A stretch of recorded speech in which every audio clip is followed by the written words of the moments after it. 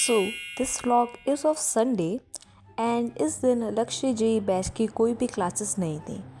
तो मैंने अपने दिन की शुरुआत करी by clearing up the backlog of one lecture.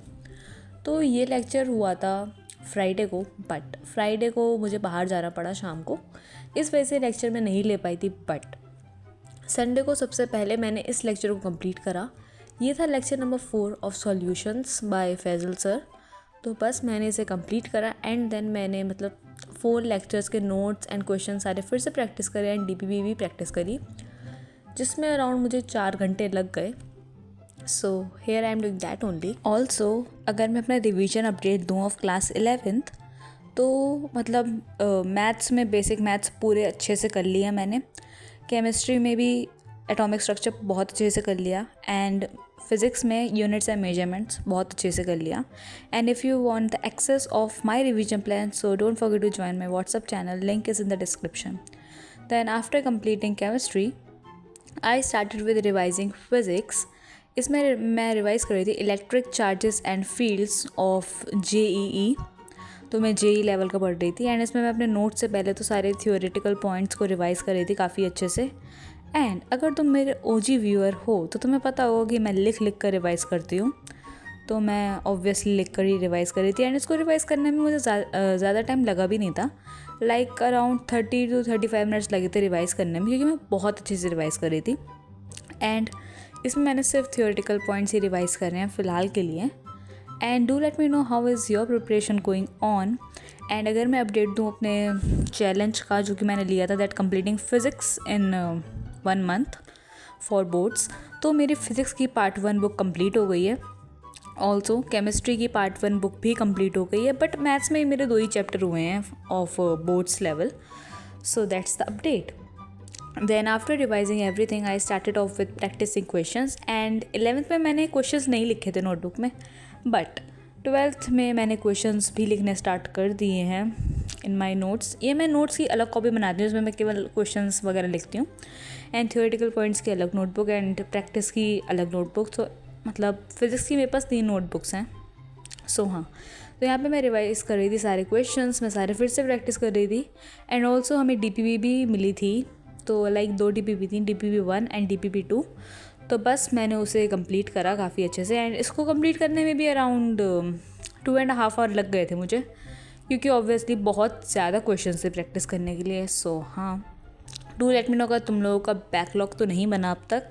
I hope so कि अभी तो ना ही बनाओ backlog, but still. And let me know अगर तुम लोग वो मेरा वाला रिवीजन प्लान फॉलो कर रहे हो for revising your 11th। And also अभी like Arjuna weekend batch start नहीं हुआ है, वो लाइक मई से स्टार्ट होने वाला है। देन इसको कंप्लीट करने के बाद I have edited this short and जो कि मेरे चैनल पे अपलोडेड है, अगर नहीं देखिए तो देख सकते हो। देन मैंने स्टार्ट करा अपना रे ऑप्टिक्स वाला चैप्टर।